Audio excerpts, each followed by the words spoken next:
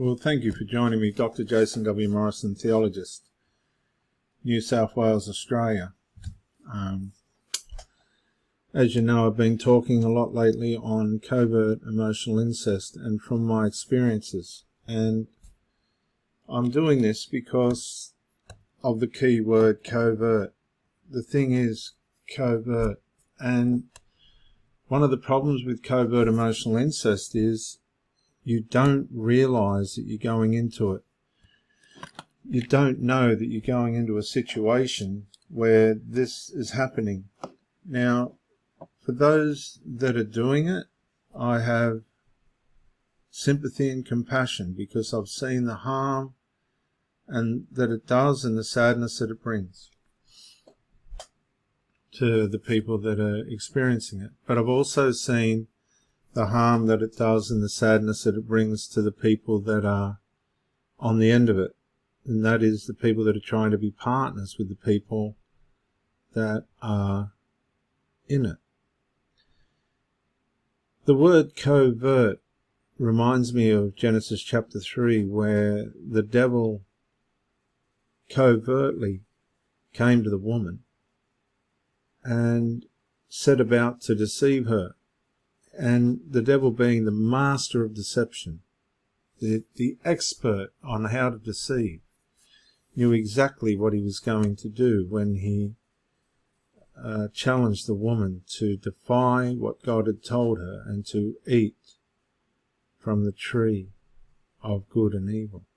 It's a very complicated narrative. I do have videos on how all of this went down. The undermining, the exaggeration, and the other stuff that went on, all of which are signs of and elements of covert emotional incest in its exchanges. Covert emotional incest is a lust. It builds up inside the emotions of a person. It's not a normal maternal bond. It can start at a young age and go right throughout the lifetime of people. I read a comment on a video the other day of a man who was 53 and still living with his mother, and said that he'd finally started to realize that the bond between his mother and himself had taken away the most part of his life. Some people don't get that far involved or that far entrenched, but obviously many do, many that we won't hear about. There's stories that we'll never ever hear about. Covert emotional incest in many ways is a cry for help, usually from the parent directed to a child. For the most part, the child will step up and want to fix whatever the problem is, to try and salvage whatever they can of what's left of their family. My experience has been with mothers who have, for one reason or another, lost their partners. I can tell you that in one instance it was intimacy and physical attraction. In the second instance it was alcohol and psychological narcissistic abuse. And I can say that without going into the details because I heard what was said. A lot of women say when they split up with men that they're narcissists and things, but I think there's more to it than that in most cases, not all cases. Women do have a way of aggravating men, and men women as well. One's not better than the other, but when this happens, it makes things flare up. Example, in my last relationship, one of the issues was there became a tussle for the mother's attention, and that was between one of the sons and myself, but I didn't engage in the tussle. I just removed myself from the situation. The mother was enabling it under duress of fear that the son would commit suicide if she showed any sign of unavailability.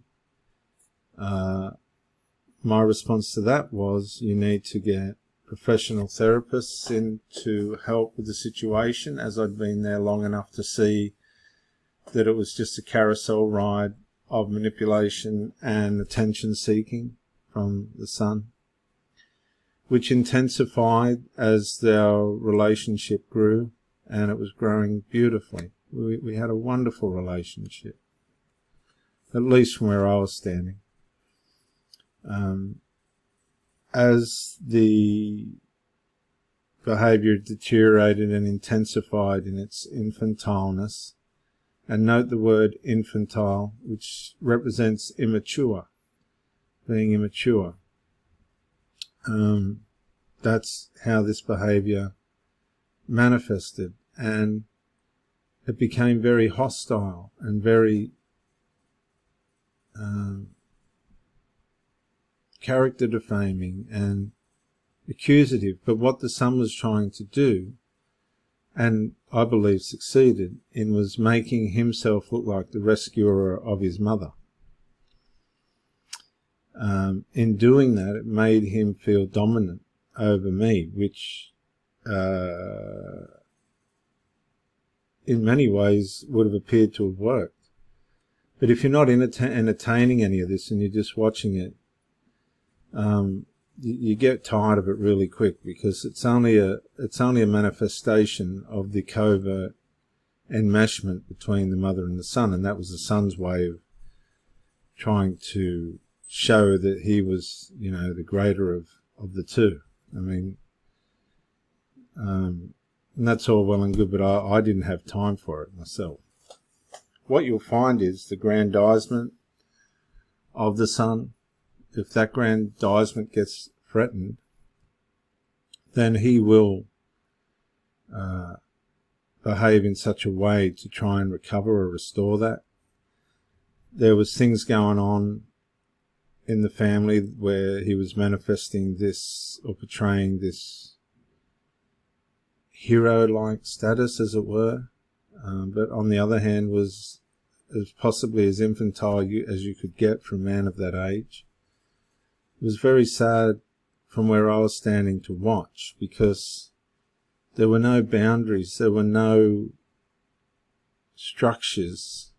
Now, while these people loved each other, and I could never argue that, and I made it very clear that I never wanted to come between the mother and the child. That was never my intention. She knew that. My problem was the child coming between the mother and I. And this intensified, and I warned her about it. But she, being an enabler and a rescuer, couldn't find a way in which to put boundaries in place. And that became an aggravation and a frustration for me, and it became very tiring for me, because the relationship that we built was now going backwards. And it was going backwards by means of interference manifesting from the covert emotional incest.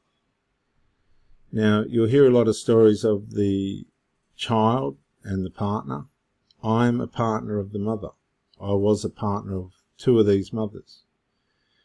And I had to determine within myself whether I was being immature myself in reacting the way I was to the child's responses and the mother's enablement of those responses relative to mine and hers relationship.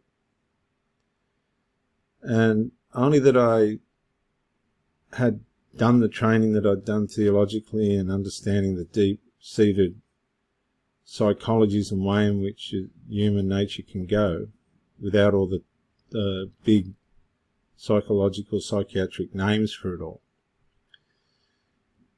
I could see what was manifesting before my eyes, and I could see that it was beyond, it had gone beyond maternal love. And I have to say, it was, the funny part about it is it presents as love. Beautifully, it presents beautifully as love.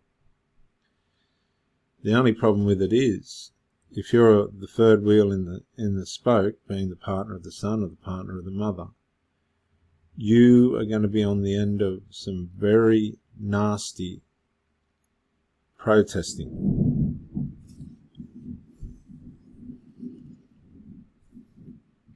Now, I don't know what was happening to that mother while I wasn't there, and I can't imagine some of the episodes that would have been going on. But it was a no-win situation for that woman. There was no way she was going to be able to make it, because she'd built a domestic formation inside the house that was built on the abuse of men and how that had to be dealt with. Now, one of the first things that these fellas said to me was, "We don't like middle-aged men." Well, my thought to that was, I'm not here to bother with you guys. I'm here to see your mother, and whatever your problems are with middle-aged men, that's not my problem, it's yours. Given that I wasn't there to cause any trouble or do anything wrong. But that didn't matter. I mean, once these people got their minds made up on their values, one way or another, those values will manifest, and eventually they did. And they manifested out of covert emotional incest. The son trying to get his position back with the mother against her partner. And people don't talk about how savage it can be, but when you're in it, the power of this bond,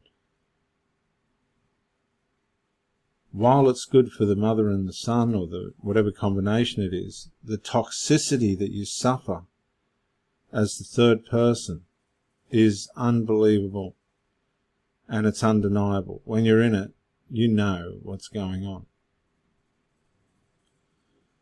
You know.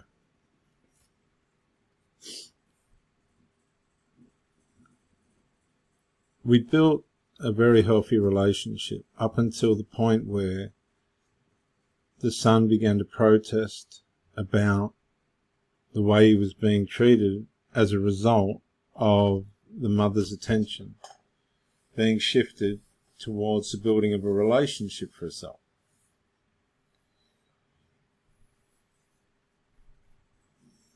And when I look back and think about it, it was horrible.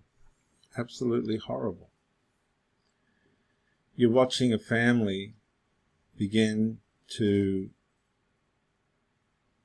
fragment, individually fragment, and the panic and the sadness, the viciousness, the way in which you feel as an outsider, because these people had been together long before I come along. I just come along as a consequence of my life to try and build a loving environment and relationship with a woman that was interested in me and I in her. But before I knew it, I was in the middle of a raging war. One of the things that the mother said to me was, I'd been on my own for 5 years preparing for this, but never expected anything like this to happen. And I believed her. I had no reason not to believe her. But what she witnessed, and I watched her witness it, the behaviour that came out of this son, wasn't just shocking me, it was shocking her as well. And she didn't know what to do as a result of it. Very sad. From the time the covert emotional incest started to manifest in protesting from the son, the relationship started to go backwards very, very fast. I wasn't comfortable with the undermining and villainizing and covert abuse that was going on, covert character defamation going on behind my back. I have to say that the lady put up a tremendous fight, but I was watching her deteriorate pretty quick as well. I no longer wanted to go to her place due to the fact that I didn't want to make anything worse than what it already had become. I was only taking goodness, and it was not bringing out the best results for the people in that house, as hard as we all tried to get along. The idea of not going back worked to a point, but only to a point where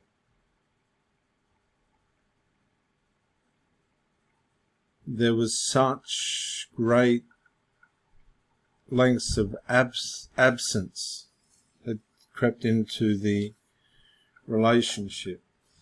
And it wasn't just a matter of work. I think, and I still wonder today, whether all this happened by accident or whether there was an element of returning back to the default by the drama that had caused me to remove myself. Because that's what people will do. They'll regenerate back to their default, which is what? The covert emotional incest.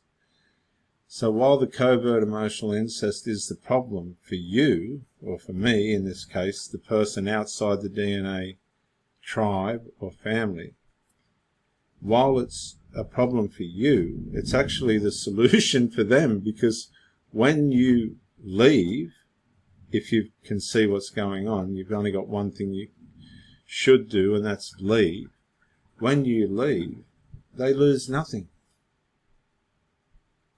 because you're not a loss. The covert emotional incest is more important than what you are. And when you go, they just say to themselves, well, we told your mum that he wasn't any good, or we told your dad that she wasn't any good, but they'd been the ones that had driven the person away.